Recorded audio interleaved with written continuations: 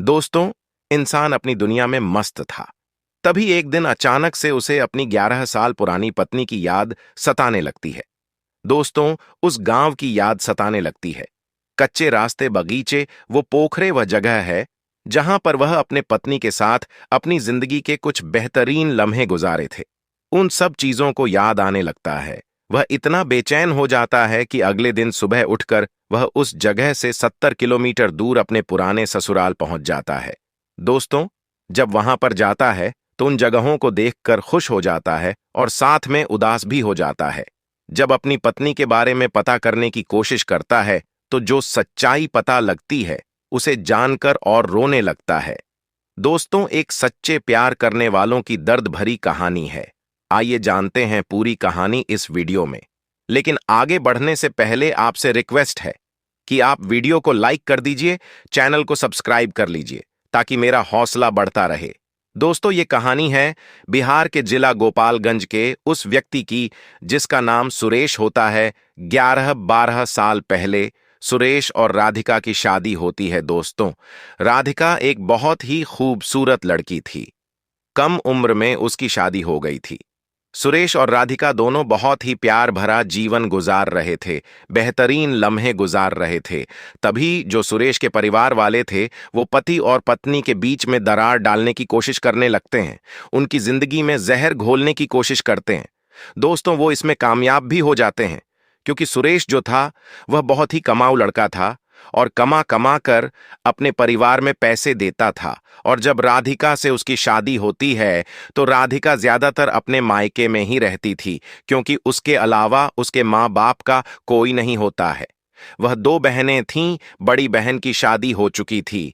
वह अपने पति के साथ गुजरात में रहती थी तो इसीलिए माँ बाप की जिम्मेदारी उसी के ऊपर थी और उन्हीं की वजह से वो ज्यादा टाइम मायके में ही बिताते थे। तो सुरेश भी जब मुंबई से आता था तो ज्यादातर अपने ससुराल में ही अपनी पत्नी के ही पास रहता था और कुछ पैसे भी इसको देता रहता था। तो उसके घर वालों ने, जो उसके भाई थे, वह 4 भाई होते हैं, और उनकी जो पत्नियां थीं, इन लोगों ने सोचा कि कहीं ऐसा ना हो कि एक दिन वो सारा पैसा अपनी पत्नी के नाम देने लगे और हमारे हाथ में कुछ ना आए।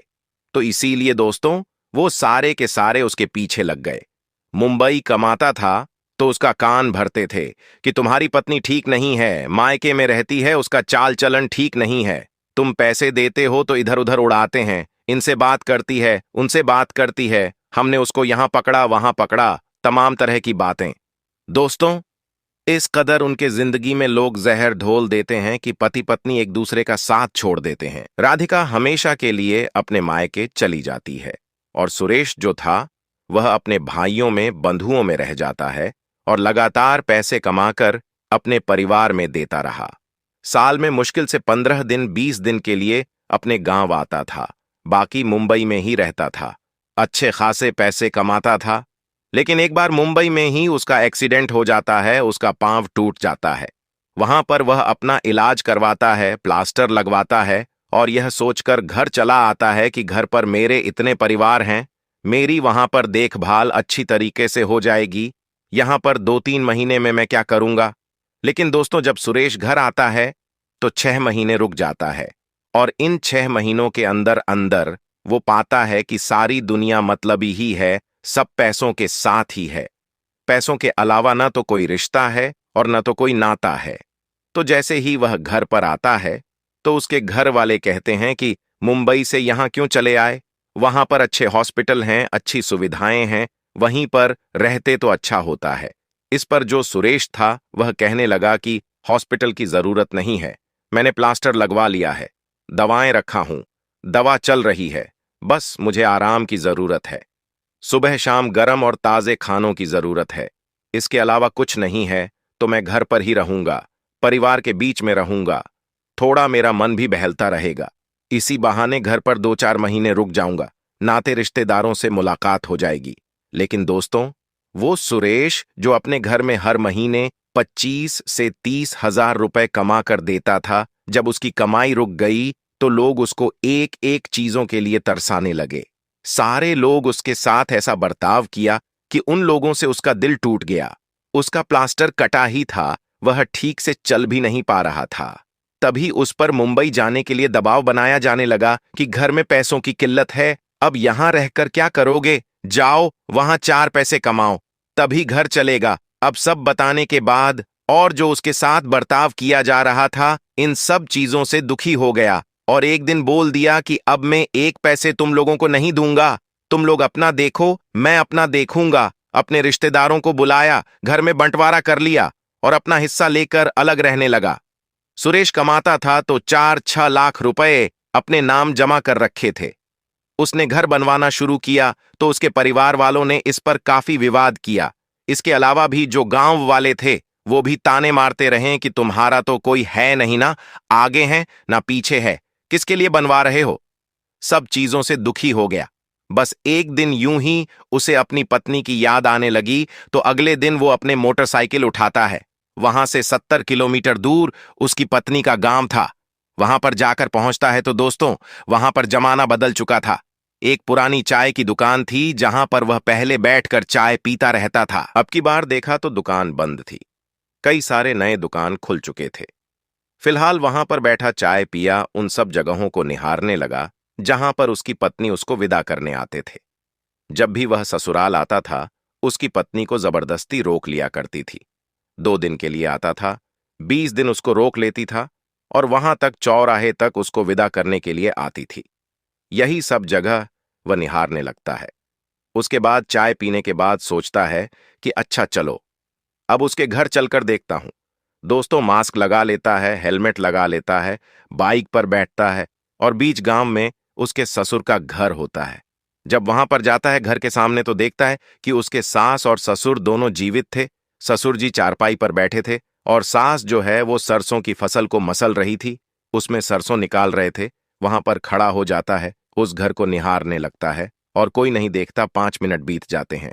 तभी एक आदमी आते हैं और कहते हैं, भैया किससे मिलना है, किसके घर जाना है। सुरेश कहता है कि कहीं नहीं, बस यूं ही ऐसे ही इसी गांव में जाना है। दोस्तों, दरवाजे की तरफ देख रहा था कि काश राधिका निकले या कोई और निकले, लेकिन वहां से कोई नहीं निकलता। वह फिर वापस आता है उसी चौराहे पर, वहां पर आधे घंटे बैठता है, इधर उधर निहारता है कि काश कोई दिख जाए, लेकिन राधिका नहीं दिखती। उसके बाद वह दुखी मन से अपने घर के लिए रवाना हो जाता है। 2-3 किलोमीटर जाने के बाद ऐसे लगता है कि जैसे कोई उसे आवाज दे रहा हो कि कहां जा रहे हो, मुझे छोड़कर लौट आओ, मैं तुम्हें देखना चाहता हूं, तुमसे मिलना चाहती हूं। दोस्तों, वो 15-20 की स्पीड में बाइक चला रहा था। ऐसा लग रहा था कि न जाऊं तो बाइक रोक देता है और सोचता है, चलो पोखरे पर देख लेता हूं। जहां पर गर्मियों के दिन में पूरा गांव लू से बचने के लिए इकट्ठा हो जाता था, उस बगीचे में भी जब जाता था तो वहां पर लोग हंसी मजाक किया करते थे। कई बार जब वह ससुराल रहता था तो वहां पर राधिका के साथ जाया करता था। दोस्तों, पोखरे और बगीचे के बगल से कच्चा रास्ता था। जब उस रास्ते पर जाता है तो देखता है कि बगीचे के बगल में 8-10 बकरियां चर रही हैं। एक औरत जो है अपने गोद में बकरी का बच्चा लिए हुए उसको प्यार कर रही है, दुलार कर रही है। वह खुश हो जाता है, सोचता है चलो इनमें देखता हूं, क्या पता इसमें मेरी राधिका हो। दोस्तों, उधर बाइक मोड़ देता है और जब जाकर उस जगह के पास पहुंचता है जो बकरी के बच्चे को अपनी गोद में ले रखी थी, तो देखता है, हैरान रह जाता है, वह वही राधिका होती है। जब उसके पास बाइक रोकता है, राधिका उसको देखती है तो देखकर उसके मांग में सिंदूर है, लेकिन न तो कोई गहना है, ना तो कोई श्रृंगार है। फिर भी वही खूबसूरती, वही मासूमियत, वही सादगी, सब कुछ झलक रही थी। दोस्तों, उसकी आंखों में आंसू आ जाते हैं। राधिका उसको निहारने लगते हैं, लेकिन कोई रिस्पॉन्स नहीं देता है तो सोचती है होगा कोई आया होगा। तो वह अपना से बकरी के बच्चे को प्यार करने लगती है तो उसके खुशी का कोई ठिकाना नहीं था। उसे पूछता है कि बकरियां किसकी है, तो कहती हैं मेरी हैं। तो कहता है मुझे एक बकरी चाहिए। राधिका कहती है कि नहीं, अभी बिकने लायक नहीं है, अभी छोटी छोटी हैं, अभी तैयार नहीं है। तो कहता है मुझे पालने के लिए ही चाहिए, मुझे छोटी बकरी चाहिए। अब सुरेश जब राधिका से बातें करता है तो दोस्तों, राधिका सुरेश की आवाज को पहचान जाती है। जब उसकी आवाज को पहचान जाती है तो उसका सीना जोर जोर से धड़कने लगता है। वह उठकर खड़े हो जाते हैं और कहती है कि अपना हेलमेट उतारो। तो सुरेश कहता है कि मैं कोई चोर नहीं हूं, मैं ऐसे ही बकरी के बारे में पूछ रहा हूं। लेकिन राधिका कहती हैं कि नहीं, प्लीज आप अपना हेलमेट उतारो।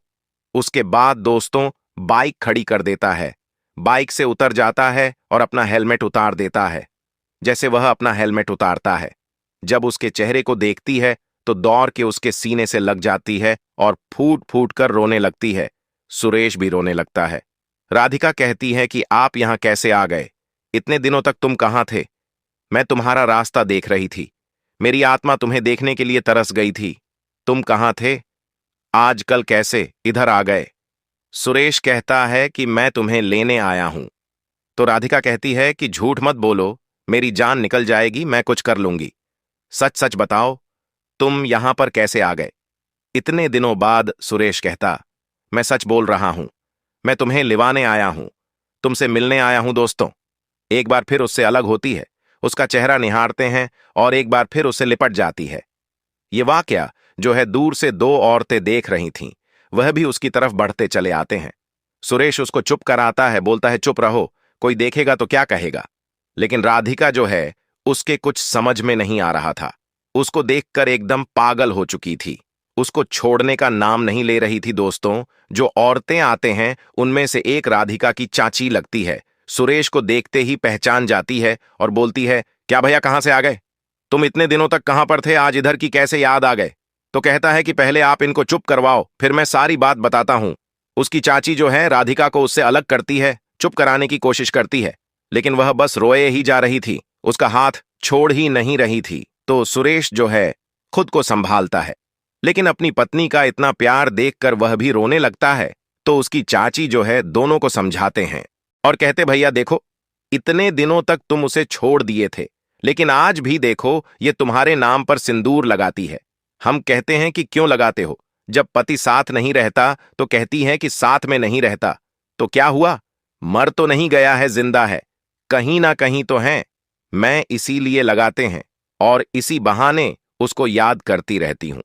तो देखो भैया, ये अभी भी तुम्हारे नाम पर अपनी जिंदगी काट रही है। स्कूल में आया का काम करती है, 2,000 रुपये वहां से मिलते हैं और इन बकरियों से 5-10 हजार रुपए साल में इसको मिल जाता है। बूढ़े माँ बाप हैं, उनकी दवाई का खर्चा है, किसी तरीके से मेहनत मजदूरी करती हैं, अपनी जिंदगी गुजार रही है। भैया तुम तो छोड़कर चले गए, बाल बच्चे वाले हो गए होंगे, तुम्हारा क्या पूछना, लेकिन आज देखो कैसे फिर भी पागल की तरह तुमसे लिपट कर रोए जा रही है। तो सुरेश कहता है कि नहीं चाची, मेरा भी दुनिया में कोई नहीं है, मैंने भी शादी नहीं की है, मैं भी अकेला ही हूं, मैं तो राधिका से मिलने आया हूं, या यूं कहें कि मैं इसको लेने आया हूं। दोस्तों जब उसकी चाची ये बात सुनती है, बहुत खुश होती है, रोने लगती है। चाची कहती हैं, क्यों नहीं जाएगी, जरूर जाएगी। तो वहां पर सारे लोग बैठ जाते हैं। सुरेश राधिका को निहारे जा रही थी और साथ में कहती है कि कैसे उसके घर वालों ने इन दोनों की जिंदगी में जहर घोल दिया। वो फिर उसकी चाची कहते हैं कि को यह सब भूल जाओ, जो हुआ सो हुआ, अब आगे की शुरुआत करो, एक बार फिर से तुम दोनों अपना घर बसा लो। फिर राधिका कहती हैं कि मेरी आत्मा इनसे मिलने के लिए तरस रहे थे, मैंने इनको देख लिया, मिल लिया, लेकिन मैं अपने माँ बाप को उनके अंतिम दिनों में इस तरीके से छोड़कर कहीं नहीं जाऊंगी। सुरेश कहता है कि मैं तुम्हें ही नहीं बल्कि मैं सबको लेकर चलूंगा, मैं घर बनवा रहा हूं, घर वालों से मैं बिल्कुल अलग हो चुका हूं और महीने 2 महीने में घर बन जाएगा और उसके बाद हम सारे लोग साथ में चल चलेंगे। तो उसके बाद वह घर पर जाता है, वहीं पर रुक जाता है राधिका के पास ही, और एक बार फिर से दोनों की दुनिया बदल जाती है। 5-6 दिन वहीं पर रुक जाता है और उसके बाद अपने घर चला जाता है, अपना घर बनाता है और फिर आकर राधिका को, उसके माता पिता को बहुत ही इज्जत से, बहुत ही शांत से अपने घर लेकर जाता है। दोस्तों जब यह गांव वाले देखते हैं, उसके घर वाले देखते हैं तो दंग रह जाते हैं, हैरान रह जाते हैं। एक बार फिर उसके घर वाले उसकी जिंदगी में जहर घोलने के लिए पहुंचते हैं और कहते हैं, इसको लाने की क्या जरूरत है? 10-12 साल पता नहीं क्या कर रही थी, कितने कर्म किए, कहां कहां घूमी, इसको लाने की क्या जरूरत थी? तुम कहते तो हम तुम्हारी नई शादी करवा देते। लेकिन दोस्तों यह भी सच बात है कि जब भी सुरेश की दूसरी शादी के लिए कोई आता था तो यही लोगों को भड़का देते थे कि लड़का जुआरी है, पीता है, एक छोड़कर भाग गई, तो तुम अपने बेटी की जिंदगी क्यों बर्बाद कर रहे हो? यही लोग उसकी शादी नहीं करने दे रहे थे और जब ले आया तो उसे इस तरीके से बात कर रहे थे। दोस्तों सुरेश सोचता है और कहता है, तुम लोग यहां से चले जाओ, मेरे दरवाजे पर दिखाई मत देना दोस्तों। लोग समझ चुके थे कि अब हमारी दाल गलने वाली नहीं है दोस्तों। ये बात 2022 की है। तब से राधिका और सुरेश एक बेहतरीन जिंदगी गुजार रहे हैं। तो दोस्तों, ये रही कहानी। आपको कैसी लगी कमेंट करके जरूर बताइए, और जरा भी अच्छी लगी हो तो चैनल को सब्सक्राइब करें। फिर मिलेंगे अगले वीडियो में, तब तक के लिए जय हिंद।